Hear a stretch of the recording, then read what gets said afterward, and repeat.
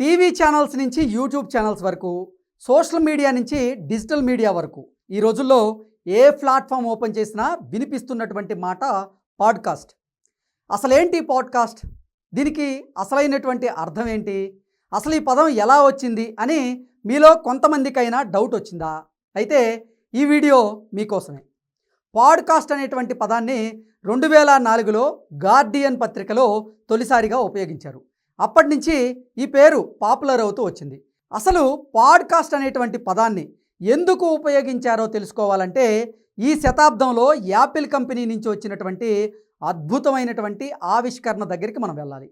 2001లో Apple company నుంచి ఒక అద్భుతమైనటువంటి డివైస్ మార్కెట్లోకి వచ్చింది. అదే యాపిల్ ఐపాడ్. రిలీజ్ అయిన రోజు నుంచి ఈ చిన్న పరికరం భారీ మార్కెట్ని అయితే సొంతం చేసుకుంది. అప్పట్లో ఐపాడ్ అనేది స్టేటస్ సింబల్గా కూడా మారింది. అదే సమయంలో ఆడియో బ్లాగర్లు ఐపాడ్ యూజర్ల కోసం ఆడియో ఫైల్స్ క్రియేట్ చేయడం ప్రారంభించారు. పాటలు వింటున్నట్టే ఈ ఆడియో ఫైల్స్ని కూడా ఐపాడ్లో లోడ్ చేసుకొని వినొచ్చు. ఈ ట్రెండ్నే పాడ్కాస్ట్ అన్నారు గార్డియన్ పత్రిక జర్నలిస్ట్ బెన్. టీవీ ప్రసారాలను బ్రాడ్కాస్ట్ లేదా టెలికాస్ట్ అంటారు. టెలివిజన్లో ప్రసారం చేస్తే టెలికాస్ట్ అంటున్నారు కాబట్టి ఐపాడ్లో ప్రసారం చేయడాన్ని పాడ్కాస్ట్ అంటూ ఉన్నారు.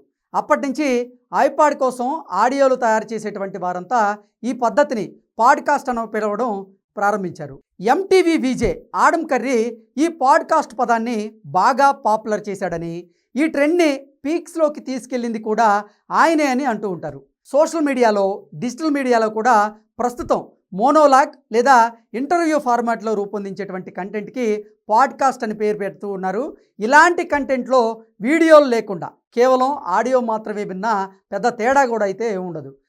అదన్నమాట పాడ్కాస్ట్కి సంబంధించినటువంటి past tense and present tense. మరి ఫ్యూచర్లో ఈ ట్రెండ్ ఎలాంటి మలుపులు తీసుకుంటుందో తెలియాలంటే టెక్నాలజీని క్లోజ్గా ఫాలో అవ్వాల్సిందే.